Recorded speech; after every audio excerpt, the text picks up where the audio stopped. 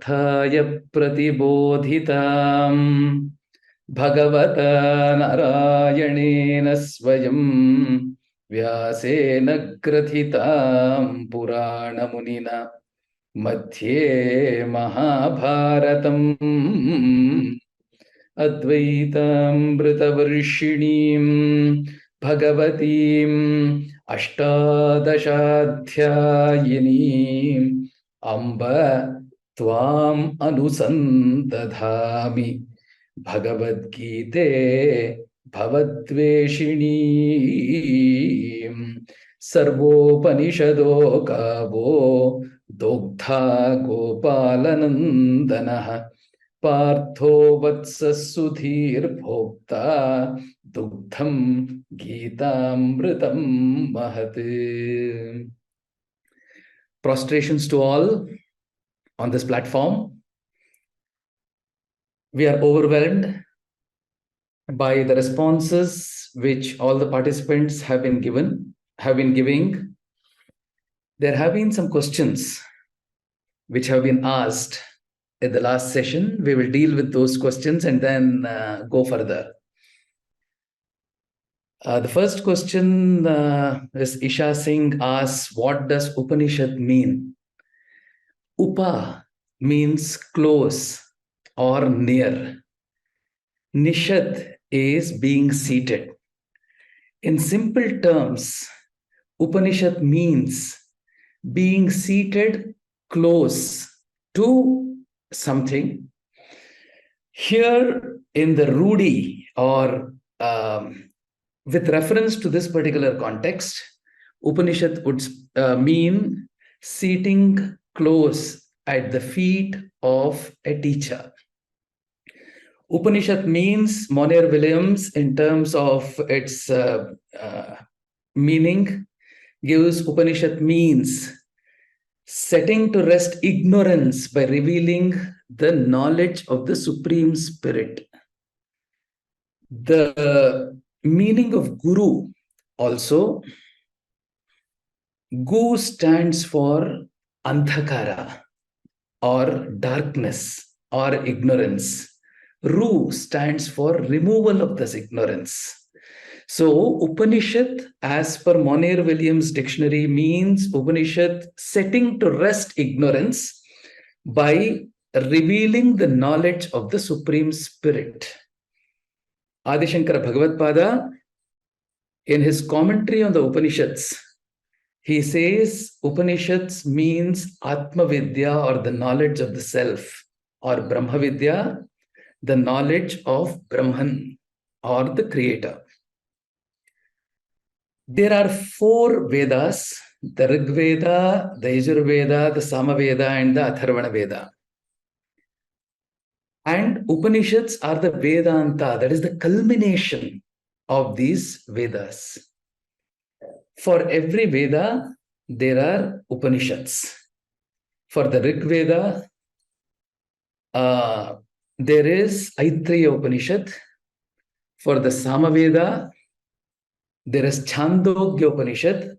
And these Upanishads also have got shakhas, or Tasmin Sahasra Shake. The Vedas have got shakhas. For each of these shakhas, there are Upanishads. So, for example, the Samaveda has got 1,000 shakhas. Many of them have got lost today. So, Chandogya Upanishad and the Kenopanishad are the Upanishads for the Samaveda. Then the Kathopanishad and the Taittiriya Upanishad are the Upanishads for the Yajurveda. Again, in the ascending order, we have Brahmana, we have Aranyaka, and then we have the Upanishads. So the Vedas go in this particular ascending order. That's why Upanishads are called Vedanta. Yajurveda again has got Krishna Yajurveda and the Shukla Yajurveda. The South Indians follow the Krishna Yajurveda and the North Indians mostly follow the Shukla Yajurveda. So here, Kathopanishad and Taittiriya Upanishad are the Upanishads for the Krishna Yajurveda, that is the darker side. Shukla Yajurveda is on the brighter side. The Ishavasya Upanishad and Brihadaranyaka Upanishad is for the Shukla Yajurveda. Then for the Atharvana Veda, we have the Mandukya Upanishad or the Mundaka Upanishad and the Prashna Upanishad. So in simple terms, Upanishad means residing close to the feet of a guru. Upavasa, we call Upavasa, that is fasting. In regular terms, in normal terms, Upavasa means fasting. It means staying closer. The word Upa is close. Upavasa, staying close to spirituality. How do we stay close to spirituality? By doing something which we don't do on a very regular basis. That is, every day, I think once in 3 hours, our stomach will give signals that you need to feed me with something. At that point in time, what will happen? The mind will go only towards materialistic or ephemeral pleasures or the physiological needs, as we call it. But what is required is going away from these physiological needs and then going closer through brahmacharya, going closer to the Lord. So that is upavasa, upavasa. Upanayana, we call Upanayana. Upa is near, Nayana is the eye, or leading somebody close to spirituality is Upanayana. Upanishad, in that same way, says sitting down close to whom? The spiritual master. That is Upanishad. In short, with the time given, it was a beautiful question. Is Upanishad by Miss Isha Singh. Then the question 2 is, if Gita is only one, then why the plural word Gita Su? It is not Gita Su, plural is Shu, Gita Shu and Gita Su, in the Gita, that is. So plural is Shu, it is not plural. Gita, Srimad Bhagavadgita Su, Upanishad Su, Brahma Vidya, contained in the Bhagavad Gita. And so if you put that Su as Shu, then it becomes plural. So that is the thing. Then the third one, that is by Mr. Jagdish had asked this particular question. And the question 3 is, your analysis and the answers submitted by us online is really thought-provoking. May I request you to share the analysis for us to mull over the same. This is asked by Mr. Sri R. Venkatramana. We have shared this 2 days back. I have shared the comprehensive intellectual humility questionnaire, and also how you calculate your scores based on what you have answered, and also the PDFs of the first 3 sessions which were shared with you. That has been shared once in 2-3 sessions. I will share. In fact, today at the end, maybe today evening or tomorrow, I think Vyoma will also share to you. I am yet to share with them the equanimity questionnaire also. The equanimity questionnaire also will be shared with you. Maybe you can answer it during the course of this week. Then the question 4 was from Mr. Sajan. Last few questions, 5 to 9, are very similar. How are they different from each other? Generally, these questionnaires, we need to understand, have subtle difference from question to question, or same questions are asked in different words to see whether we have the fortitude in terms of answering it the right way. The 5th question of the questionnaire was on important topics. I am not likely to be swayed by viewpoints of others. I am not likely to be swayed by the viewpoints of the others. The 6th question is the reverse. If you have seen the 5th question, it has got an asterisk mark so that your score is reversed. I have at times changed opinions that were important to me when someone showed me I was wrong. So these are opposite questions. It is asked. So these subtle differences. 7th question is, I am willing to change my position on an important issue in the face of good reasons. Here, the focus is on the reason. There, the focus is my own realization that I am wrong. There, it is individualistic in the sixth question. In the seventh question, it is situational. The eighth question says, I am open to revising my important beliefs in the face of new information. This shows about, in the face of new information, it talks about our graduation. When I graduate, how do I do? So then the ninth question, I am willing to change my opinions on the basis of compelling reason. Here again, it is situational because the reason is compelling for this particular situation.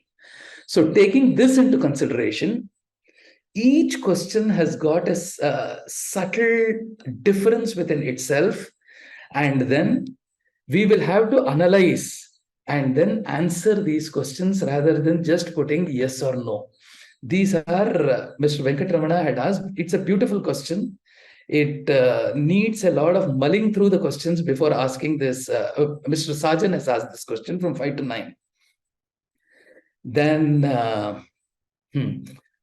the sixth question was asked by Ms. Vinuta. Namaskaram, can you explain what you mean by lack of intellectual overconfidence? See, basically, intellectual overconfidence in this particular questionnaire talks about ego. So a lack of intellectual overconfidence is basically the part of humility, what we are talking about. So the lack of intellectual that is why there, when the questions are asked, you have to reverse your score, and then you will have to give your score there. So it talks about ahankaram, balam, darpam. This is what Bhagavad Gita says. It is the ego or the mahat tattva. Out of the 24 components with which this earth is made up of, the mahat tattva basically dominates us, where the ahankara tattva dominates us. There we get that ego, prakriti, mahat, ahankarascha matrascha bhutani, api hridapi dashakshi purushaha panchavimshaha. Kapila Vasudeva to Devabhuti in the Narayaniyam, he gives the 24 components out of which this prakriti is composed of, the recipe. So the ahankara tattva, when it takes over in the negative sense, at that point in time, the ego dominates us. That is, so we should be going towards the sattvika ahankara. So the lack of intellectual overconfidence is the lack of ego in simple terms. Then there is one comment here. It talks about the ideas which are coming out or being shared in this platform are a gold mine. Very true by Sri Raghunandana Bhargava of SAP. It is very true that many people say India is a poor country, India is a developing country, but India is very rich in its culture. He has mentioned that this is a gold mine. More than gold mine, it can also be a platinum mine, because our Indian knowledge systems, IKS, is very, very, very, contains precious gems we need to understand. So those gems have to be extracted in this ocean. When we go deeper and deeper and deeper into this knowledge, we start getting beautiful gems. For example, Ramayana. When we go deeper into Ramayana, the Rama Gunas, which are gems. See, in a sea, when we go deeper into the sea, only then we get gems out of it, not at the shore. So we need to be prepared to plunge inside and then unearth these gems. Very importantly, he has called it a gold mine.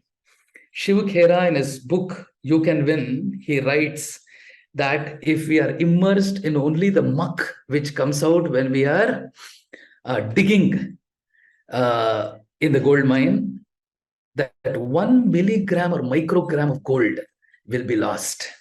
So we need to understand the samsara sagara, or the ephemeral world, has got a lot of muck in it. If we go on focusing that side, we will lose that 1 milligram of gold. It's a beautiful statement which is made that this is a gold mine. It is definitely a treasure trove. We need to understand it is definitely a treasure trove. The fifth question is question 5 was regarding sharing of the questionnaire and its answers along with the PPT. It has already done. The PPT and the questions have been shared already. Kindly go through. Any doubts, you can definitely send in the mail and then we will answer it. If the answers are long, I think we will also send back the mail. Otherwise, I think we will answer it in the next class when we are taking it over. Now we have non-pareil nature is what we have seen. I will share my screen. We'll go to a very important topic today, which talks about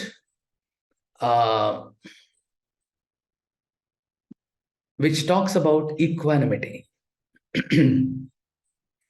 Netritva. When we are talking about the Netritva model, we are talking about the various aspects of non-pareil nature, equanimity, tenacity, renunciation, ubiquitous, and the thinking, the creative thinking, the lateral thinking, the design thinking part of it, how the Bhagavad Gita talk about design thinking, dadami buddhi yogam tam. We will also see about how to set a vision, and the entire Bhagavad Gita talks about action. So we have seen about nurturing the non-pareil nature within ourselves. Now we will look at equanimity of mind. Today, these are often used terms in modern day management. These are often used terms. One is the UCA world, the UCA environment, and the other one is the Bani. These in modern day management, they use this. What is the UCA environment? When UCA talks about the present, Bani talks about the future. When UCA talks about the environment, Bani talks about adaptability to that environment. This is an oft-used terminology in today's modern management. We are in a volatile, uncertain, complex, and ambiguous environment. We are in a volatile, uncertain, the environment is volatile. What is today is evaporating. Things are new every day. We need to understand that. Things are uncertain because of changes both in terms of technology and also the various forces which are acting on a particular individual or an organization. We are talking about the pestle forces, the political, economic, social, all these technological, all these forces which are acting. There is uncertainty in each of these forces. Then we have complex. Things are very complex unless and until we go deep into it, we cannot unknot the situations. Vidyate kridaye grantihi chidyante sarvasamshaya kshiyante chasya karmani tasmin drishte paravare is the Upanishad terms. If we don't go deep into the body of knowledge, unearthing the right solution is complex today. There are many, many paths in front of us when we go. Then things are ambiguous, we need to understand. Now, the same thing has given rise to Bani. It is brittle. Things are brittle because it is breaking, but taking a new shape, like how a bottle breaks. But it takes a new shape again. It is brittle. Second thing is, it causes a lot of anxiety because every day we get a notion that we do not know how to approach a particular situation. Anxiety is there as to what is going to happen in future. How do I adapt? How do I upskill? What should I know? How do I stay grounded? These are very important aspects when we. So this anxiety takes over us. It is non-linear. Very importantly, The changes which are happening are not in a straight line. It is non-linear. It is basically shifting paradigm in a very, very arbitrary sense. The changes are non-linear. It happens haphazard and it is incomprehensible. It is incomprehensible. We cannot even comprehend the jobs what are there today. 10 years down the line, more than 50% of the jobs will not exist, or the job descriptions of things of the same job are going to change. New skills are going to take over.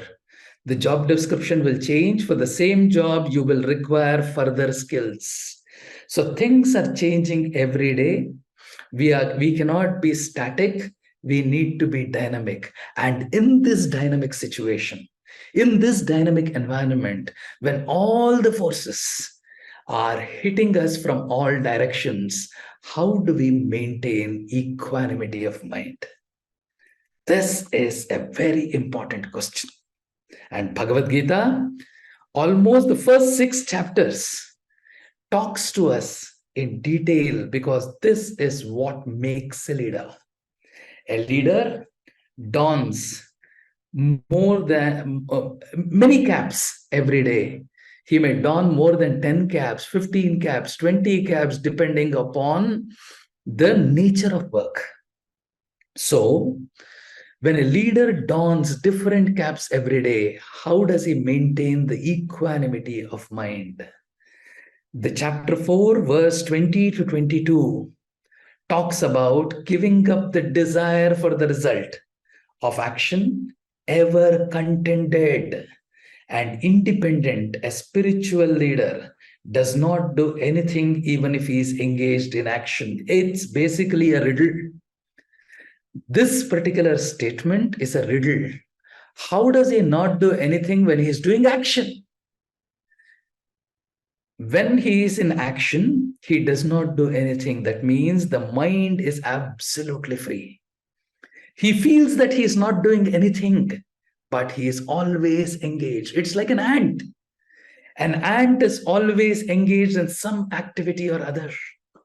If you need to learn discipline, we need to see an ant which is moving. It will always move in straight line. It will never go haphazard. If it has to go towards something, its food, it will go in a straight line. So that discipline, that action continuously, a honeybee continuously is in action. In the same way, a leader is in continuous action, but he always feels that he is not doing anything. This is the art of detached attachment. It is called detached attachment, and Bhagavad Gita calls it Padmapatra Bhasa, the lotus bead effect. The water is on the lotus leaf, but it is not attached to the lotus leaf. It once you brush it, it will go away. We need to understand. It says an ideal leader is free from all desires, is self-controlled, gives up all possessions, does actions only physically, does not suffer from any evil effect. And how to get this situation? Chapter 4, verses 20 to 22, 20, 21, 22, these 3 verses talk about these qualities of a leader. It talks about equanimity of mind. It says that only if you desire something in return, only then you start getting tensed up and worked up. How do you stay self-controlled? How do we give up all possessions? How do we possess everything but still live in dispossession? This is very, very important. Everything comes towards us because through the karmic theory, but how we are dispossessed towards that? How can we live like great kings who had kingdom, like Dasharatha, like Janaka, who were there ruling their kingdoms, but were dispossessed. How do we do actions only physically, but do not take that into our mind? How do we not suffer from ill effects or the karmas of the work which we are doing? These are questions which have to be asked very importantly. And Bhagavad Gita throws life, because every action has got an equal and opposite reaction. This is Newton's law. He calls it law. That means it has to happen. Every action has got an equal and opposite reaction. Whatever we do, there is an equal and opposite reaction. But how can that reaction be avoided? How can we only physically do the job, but the reaction can be avoided? How there cannot be agami karmas? There are three types of karmas we need to understand: sanchita karma, prarabdha karma, and agami karmas. Karmas are basically the actions which we have performed. They have resulted in some reaction. Sanchita karmas are there. It is like a factory. I'll give you a simple example. We are having a factory. In a factory, there is something called work in progress, and there's a storehouse where all the raw materials are kept. The raw materials need to be extracted from the storehouse and given to the work in progress. Our karmas, what we have accumulated for ourselves to enjoy or suffer, are called sanchita karmas. So many births which we have come. Nana deshagallalli, Nana yonigallalli, nalidu putti is what the Purandaradasa says. In many wombs, in many deshas, I have been born. And during every of this birth, I have collected something for myself. I have collected something for myself. And this collection has to result in my karmas in the future births. So something which is collected is called as sanchita karma. Sanchita karma. Then on that day of production, from the storehouse, on that day of production, some amount of raw materials is issued for production, and that is being produced. So in this birth, as soon as we are born, some amount of sanchita karma is issued onto us for us to enjoy or suffer in this particular birth. That is called prarabdha karma. Prarabdha karma. So whatever we have done in the past, we either enjoy or suffer in this birth. So it is like that work in progress, the raw material for this particular birth. Now, during this particular birth, we do certain actions which will result in another reaction which has to be enjoyed or suffered later. That is called as the agami karma. That is called as the agami karma, which is to be coming to us. Now, how do we only enjoy or suffer this prarabdha karma and negate the rest of the sanchita karmas and the agami karmas is the art with which Bhagavad Gita gives us that gold mine, that golden knowledge which it gives. We need to. The agami karmas is also negated. The sanchita karmas are burnt. So the Upanishads talk that the sanchita karmas, if you surrender yourself to the creator and work as an instrument, naham karta, naidam mama karma, phalamapi namama, bhagavaneva swaniyamya. This is called the Sattvika Tyaga. I will come in detail in renunciation in the Netritva model, the R. I had put it as the role model. You need to be a role model in renunciation. Role model also will be dealt at the team stage. Here we are talking about the level of the self, level of the individual. So very importantly, here Naham Karta, I am not the doer. Naidam mama karma. This is not my karma. Phalamapina mama. The result is also not me. This is basically the renunciation. So the Upanishads say, if you do it with this particular aspect, then the sanchita karmas which are already loaded on for us to take so many births, they will get burnt, like how a cotton gets burnt. Yatha tulamagnav. That is what the Upanishad says. And then the agami karmas sit like a water on the lotus leaf. Only when it is brushed off, it will go. This is told in the Upanishads very importantly. So how do we work like that? It has to be done with the equanimity of mind. So we have to do it free from all desires towards the result. Palamapina mama, self-controlled, giving up all possessions. Naham karta naidam mama karma. This aspect will be taken both here. After developing the equanimity of mind, how do we renunciate? The renunciation part of it, we will do when we go to the R aspect. That. Now, coming to equanimity of mind, we will see some of the verses from the Bhagavad Gita, the second chapter, 14th verse. This is the second chapter, 14th verse.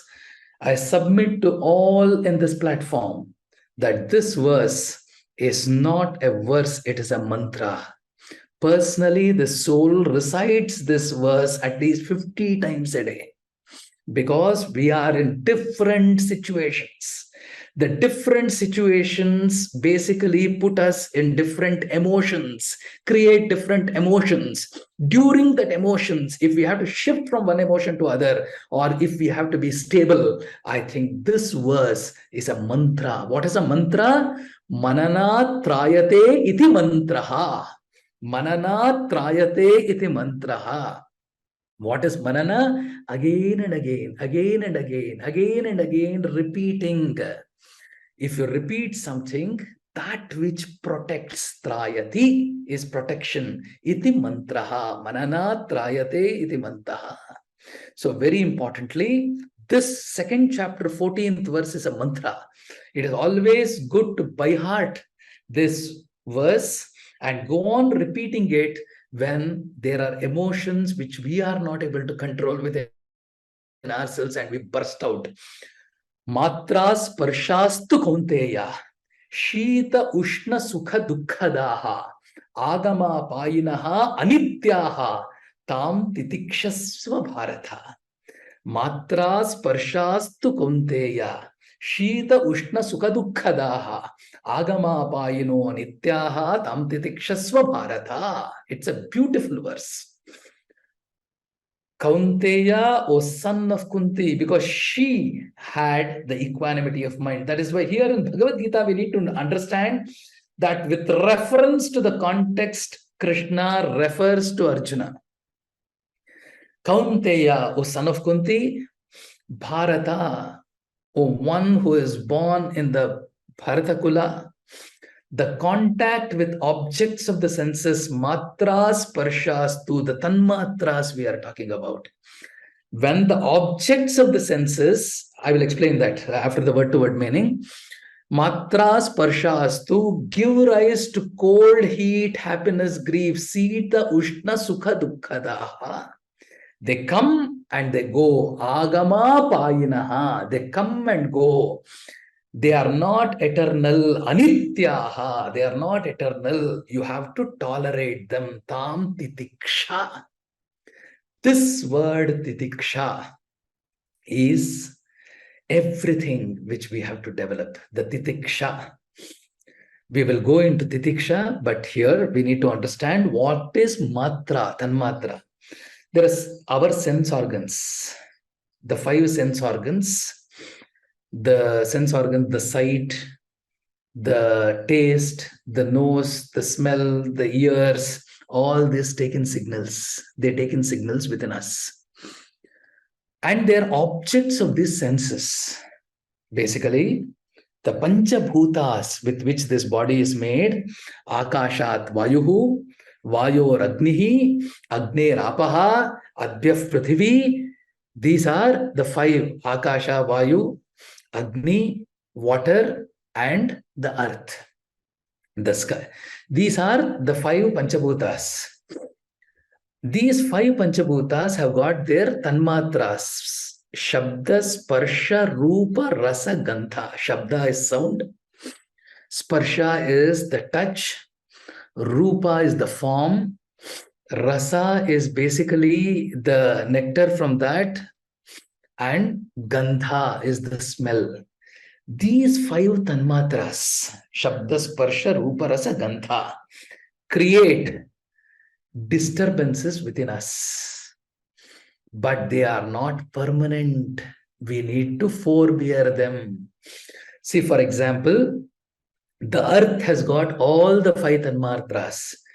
Tirumalishe Alvar, he beautifully says, Pu Nilaya Maindumai, Punalka Ninna Nangumai, Tee Nilaya Mundrumai, Shirandagal Irandumai, Ni Nilaya Wondrumahi, Veru Veru Tanmayai, Ni Nilaya Vandam Unnai Yar Ninaika Vallare. He talks about the creator. He says you are hidden into this Panchabhutas. You are hidden into this Panchabhutas. How can I see you? How can I feel you? Only through that feeling. When air, a waft of air comes and hits us, we should understand that God is embracing us. This is how the spiritual masters used to see. God is embracing us. So, Punilaya Maindumai, the earth has got all the five Tanmatras, Shabda, Sparsha, Rupa, Rasa, Gandha. Then Punalka Ninna Nangumai, Teenilaya Mundumai. The fire has got only three. Like this, each of these Panchabhutas have got different Tanmatras within them. These Tanmatra, Shabda, Sparsha, Rupa, Rasa, Gandha, they actually come and interfere with our sense organs. Then they create a vibration, a feeling within us. But we need to understand that these are not permanent, they come and go. The contact with objects of the senses give rise to cold, heat, happiness, and grief. They come and go. They are not eternal. We need to tolerate them. This word titiksha is very important. The word sahana and titiksha are two different words. Sahana is tolerance. Titiksha is forbearance. And how is titiksha superior to sahana is what we are going to do. This one aspect of titiksha, if we can develop in life, we have gone to the next stage of our existence. We need to understand. My dear brothers and sisters, very importantly, this is a mantra. Matras parshastu konteya shita ushna sukha dukkhadaha agama payino anityaha tam titikshasva bharata. This titiksha is forbearance. The meaning of titiksha is given by Shankara Bhagavad-pada in the 24th verse of his Viveka Chudamani. Sahanam sarvadukhanam apratikara purvakam chinta vilapa rahitam sa titiksha nigatyate. It's a beautiful definition which is self-explanatory. This word of titiksha leads to equanimity of mind. We need to understand this word forbearance, this practice of forbearance leads us to equanimity of mind.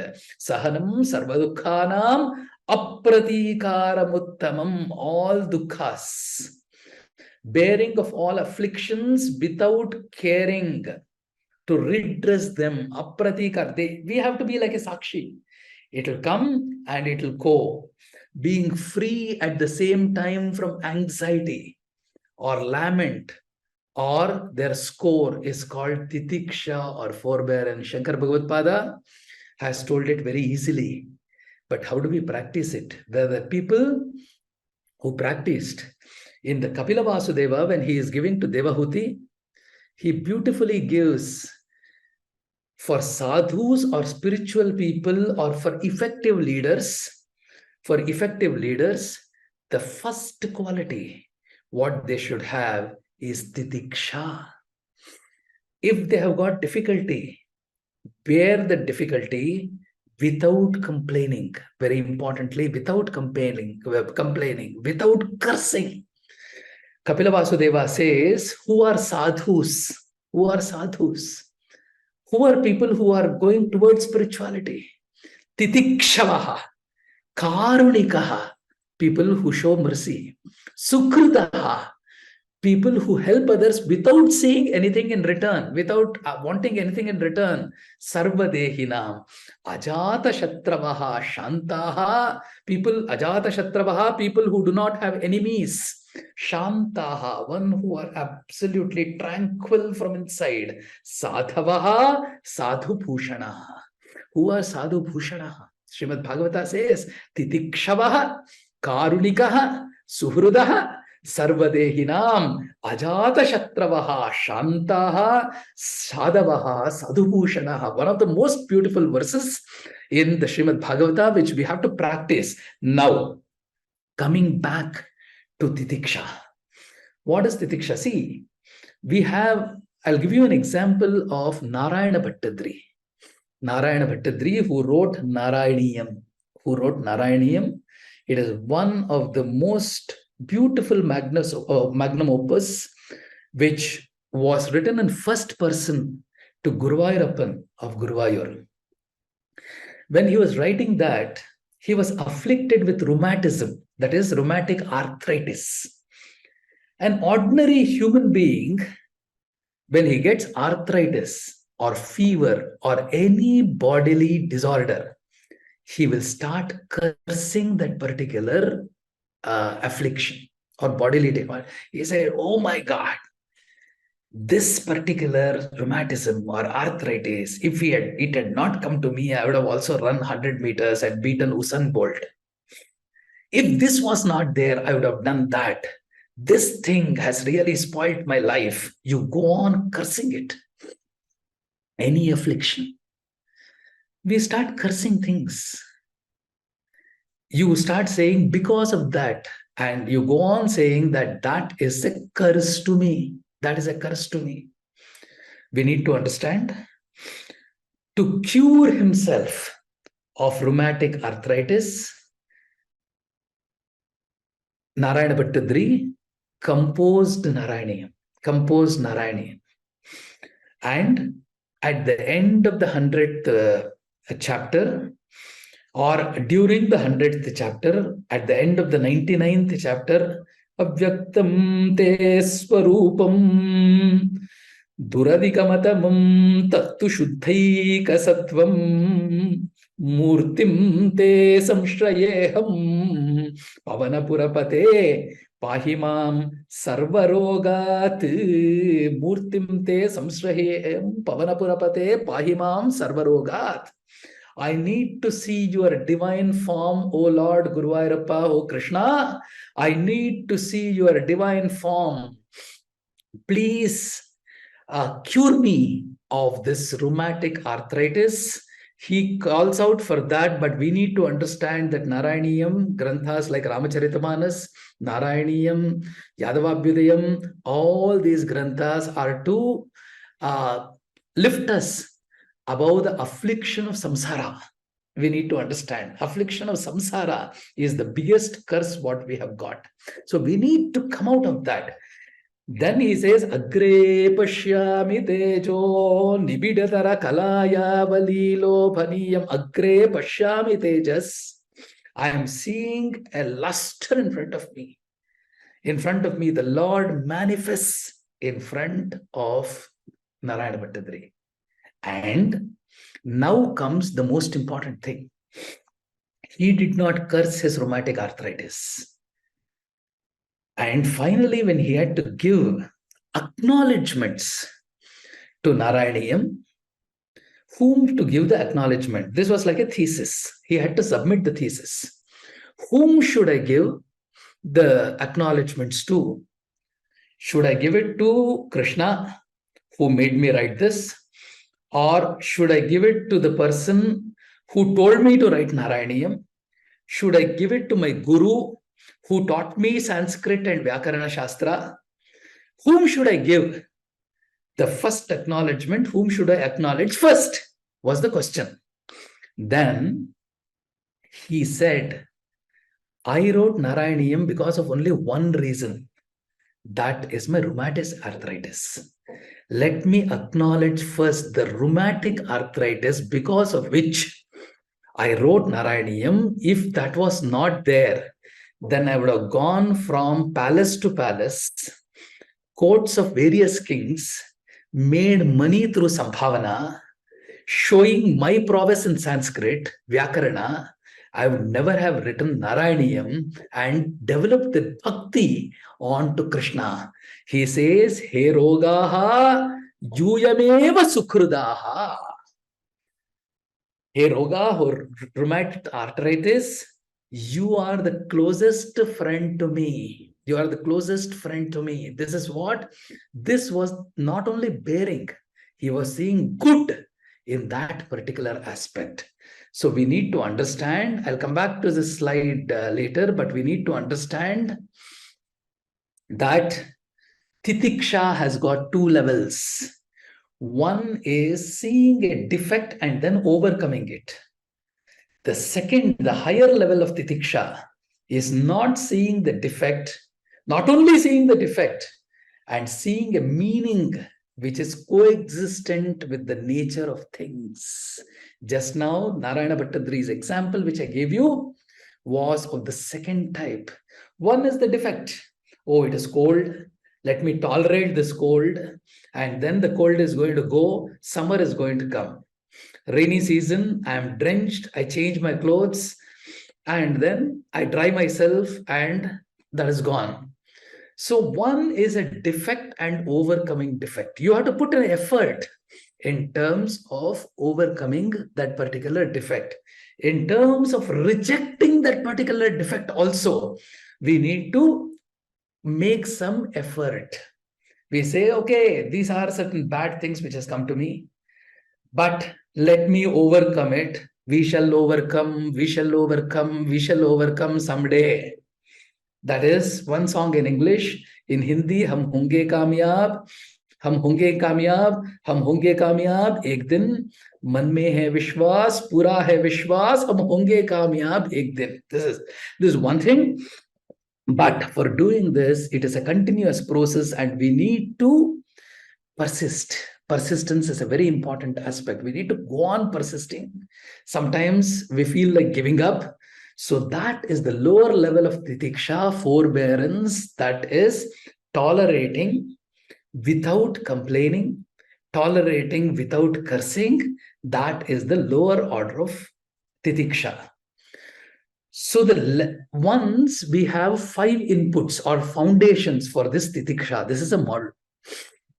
One is the viveka, the discriminating faculty, which is there, the sixth sense, what we call it, the discrimination faculty, which only a human being is bestowed. We need to basically equip ourselves or manifest that viveka within us, that what is right, what is wrong.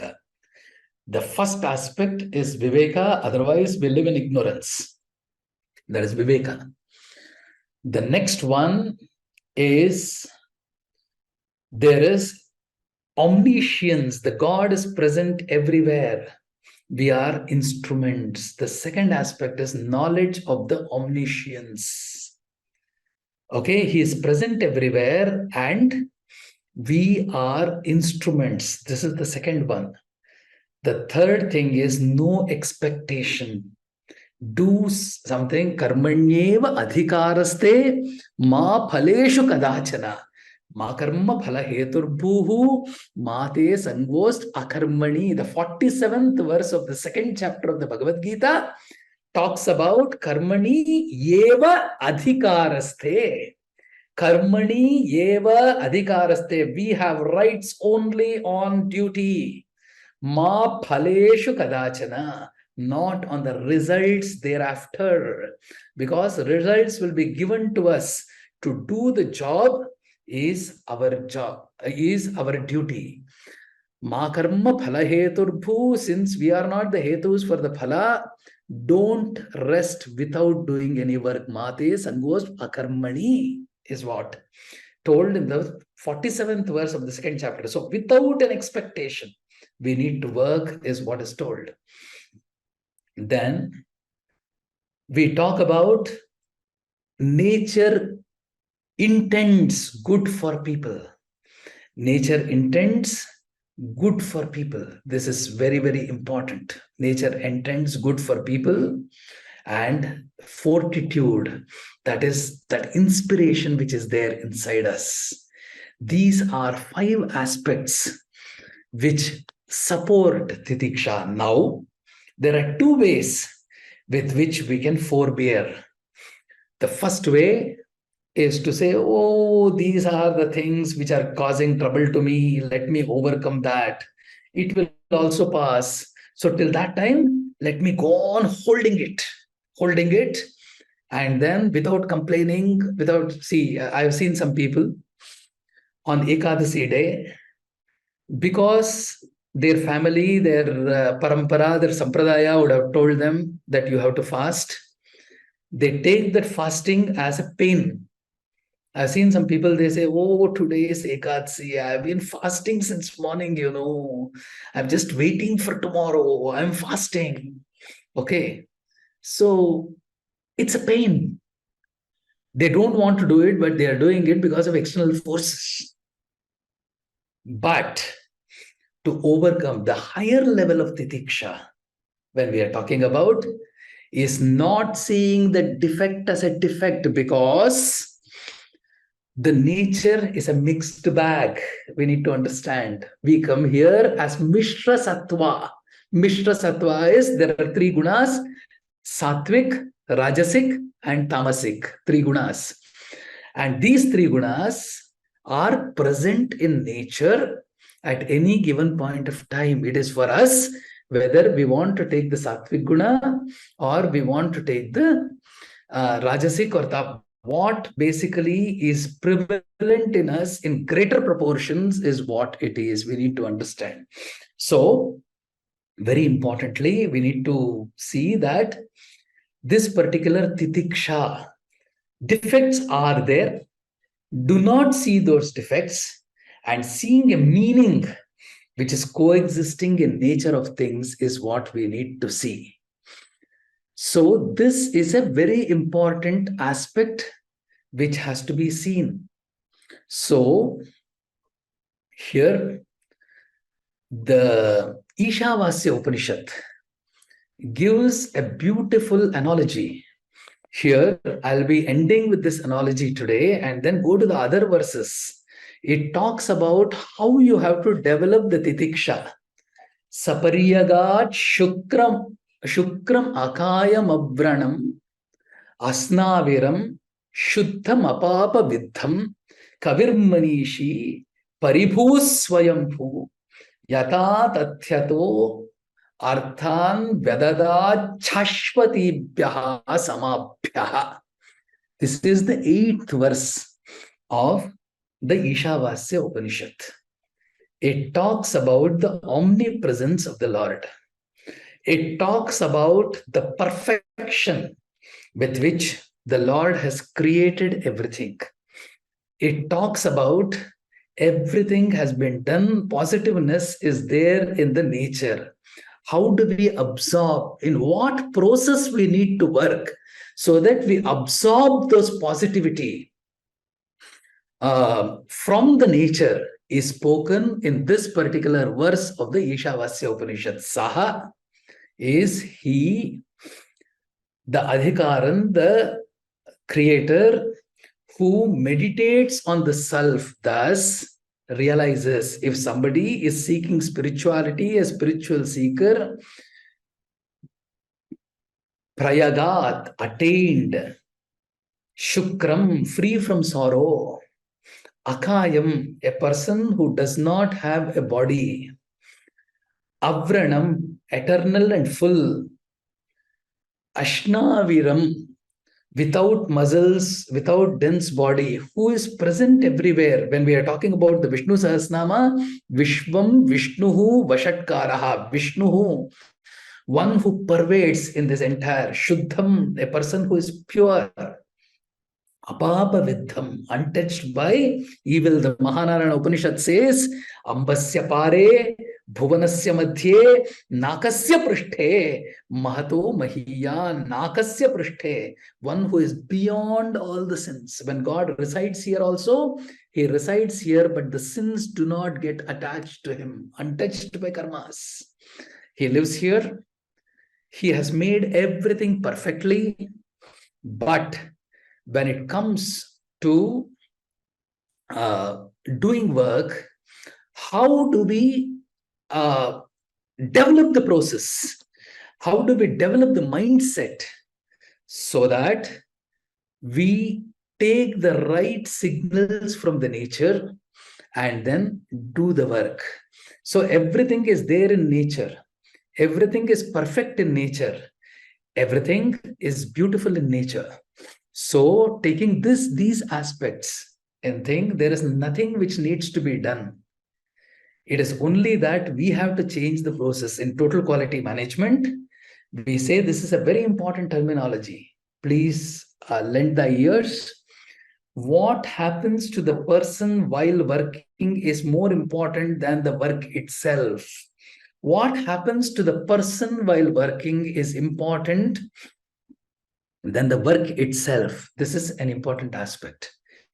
So how do we graduate? See, many a times we have a JD, 15 years of experience, 20 years of experience, 25 years of experience, 5 years of experience. Is it just heating up the seats where we are sitting? Or how have we changed and progress every day when we are sitting on the chains? That is on the chair is very important.